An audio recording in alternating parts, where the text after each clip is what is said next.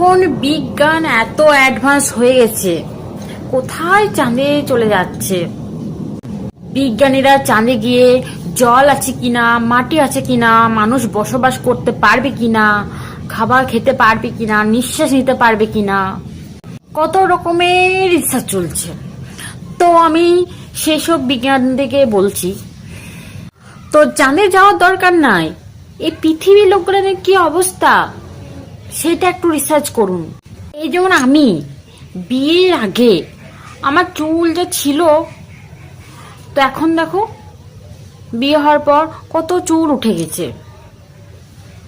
আগে চুল একবার ফুরফুর ফুরফুর করতো, হ্যাঁ, তো সবে মাত্র বয়স আমার 25 হলো, তো দেখো চুল আমার টাক পড়ে গেছে, চোখে ভুরু চুলগুলো উঠে যাচ্ছে, চোখের পাতাও উঠে যাচ্ছে, আর স্কিনটা তো বলারই নাই।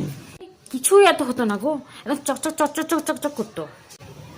আর নখ নখ তো বলারই নাই, নখ সবাই বলতো যে ফলস নখ লাগিয়েছিস নাকি রে, বলতাম না না এটা আমার অরিজিনাল নখ বটে। আর এখন উঠে পড়ে আবার অর্ধেক ফেটে যাচ্ছে। মানে এইসবগুলো একটু রিসার্চ করুন, যাওয়ার কি দরকার। মানে আমাদের এগুলো কেন হচ্ছে, এগুলো রিসার্চ করুন, কি জন্য হচ্ছে, এত অবনতি কেন হচ্ছে, চাঁদে যাওয়ার কি দরকার।